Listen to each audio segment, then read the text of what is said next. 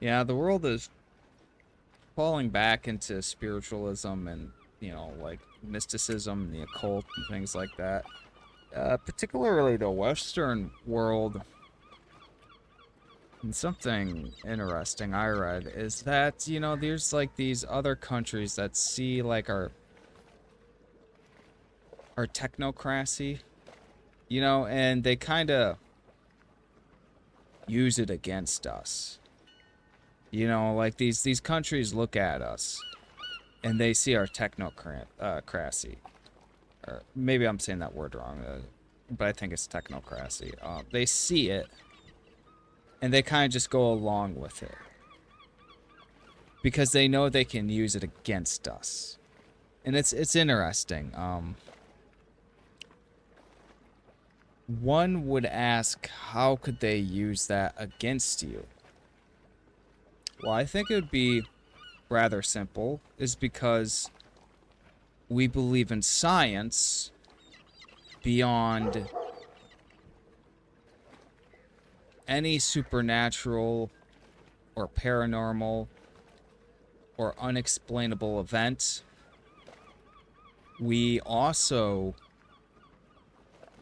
use science and technology to navigate us spiritually, which what if we're not using science and technology to navigate us spiritually, then what are we using? Oh, politics? Marvel films? No offense to people who are fans of Marvel films, but what are you? Okay, so you dropped some acid, maybe you ate some mushrooms. You think that is spiritually going to guide you? No.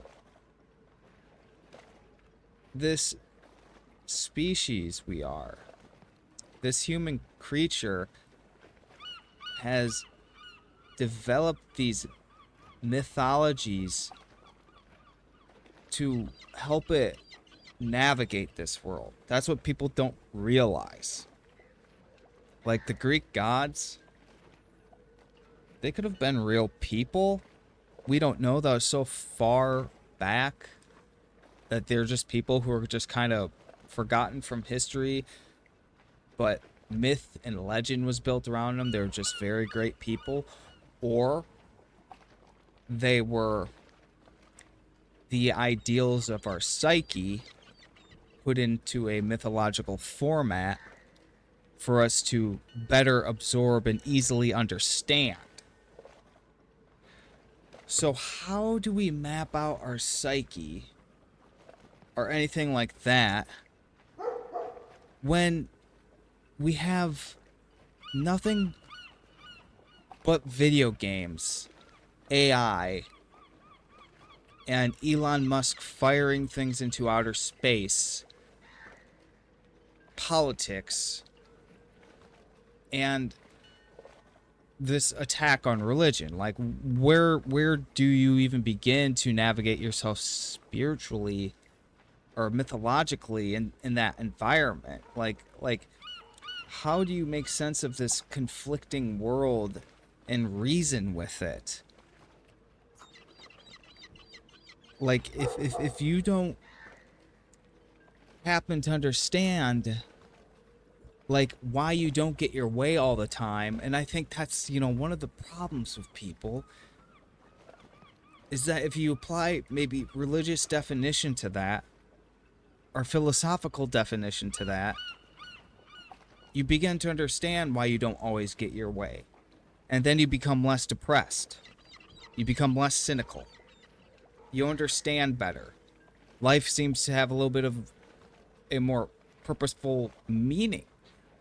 But when you're using politics and ideals to explain for that, you get aggressive and you get angry and you feel that the world is treating you so poorly and unfairly because you have nothing guiding you.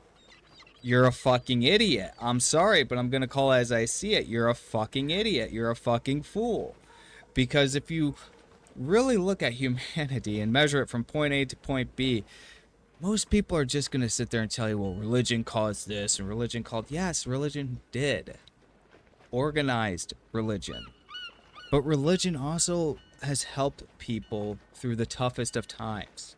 And in this world where people see no meaning anymore, they see absolutely nothing, then how are they supposed to even carry on? Well, I guess they're just going to think about this new invention that some scientist is going to develop, and they're going to put it in their brain, they're going to flip the switch, and everything will be okay. But that day is a long, long, long, long ways away from us, and that is also an existential question that you really need to investigate. I mean, isn't that basically the setting to Brave New World? It's just like, here's a pill. It'll make you happy. And that's where it seems like a lot of the materialists are leaning. It's just like, I would take the pill, or I would jump into the machine and become transhumanist and merge my consciousness with the cloud. And it's just like, were people not warning us about this sort of thing happening? And to think that this would be the answer, I'm not saying that it's foolish, but I'm saying you should be a little skeptical towards that. You know, if someone is going to upload you to the cloud, what are the chances that they upload a virus and now you're imprisoned in something you can't escape? You know? So, lo and behold, we have existential questions right at the end of this path paved with good intentions called science and technology. What difference does it really make at the end of the day when we use science to explain something? Because science to me is just, it's empirical analysis. And mythological supernatural explanations, they're metaphorical analysis, which you can decide with your own sense of reason. But to invalidate one over the other just because it's empirical doesn't mean that it's superior. I mean, there's a lot of empirical results and a lot of empirical studies out there that appear empirical, but just because you can see them, does that always mean that they're effective? I mean, there's probably a litany of things you can list off the top of your head that's empirical, but it doesn't make difference whether you can see it or not. Like, we see the sun, you know, that's empirical evidence of a source of heat, but being that we can see the sun, like, does that verifiably mean that the sun is our God? Does that mean it's our creator just because we can, you know, just because we can see it? Does that mean anything? Just the same as we can empirically, you know, by studying like the rays of light and the particles within them, we can conclude that the sun is made of hydrogen and helium. Does that really change anything about the sun? Is what I'm saying. Does that mean the sun's going to behave differently? Does that mean it's going to just up in one day just decide to throw us off orbit and cast us into the utter abyss of space, or it's just going to decide to blow up one day, or maybe it's just going to be kinder to us and give us more light and, you know, change things on the planet so we can live more habitually and peacefully? No, it doesn't. You know, like it doesn't change anything. So when we, knowing that the sun is made of hydrogen and helium primarily, what difference is that than, these tribes worshiping the sun and dancing for rain? Like knowing that's made of hydrogen and helium isn't going to bring you rain.